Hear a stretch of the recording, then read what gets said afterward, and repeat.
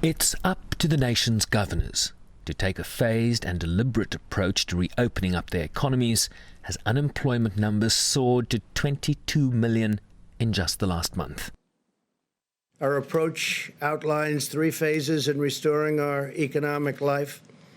We are not opening all at once, but one careful step at a time.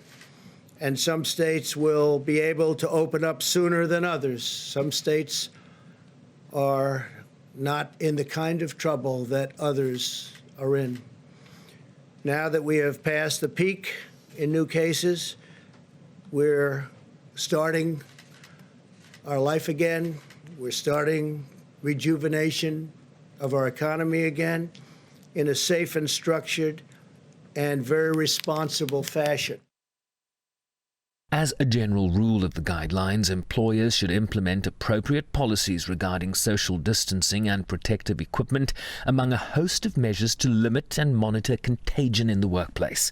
Before moving into any of the 3 phases, states must have a continued downward trajectory of both influenza and COVID-19-like syndromic cases over a 2-week period.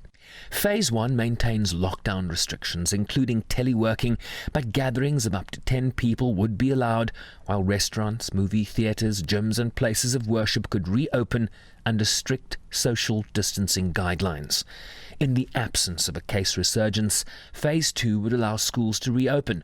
Gatherings of up to 50 people allowed, non-essential travel could resume, and bars could reopen with limited capacity. In the further absence of a resurgence, above-mentioned restrictions are loosened further in Phase 3, including unrestricted staffing at places of work. I think 29 states are in that ball game, not for opening, but I think they'll be able to open relatively soon. I think the remainder are just getting better. Look, New York, New Jersey are having very tough times. And they'll be there. They'll be there at some point, but they're not going to be one of the earlier states. They're going to be later, obviously.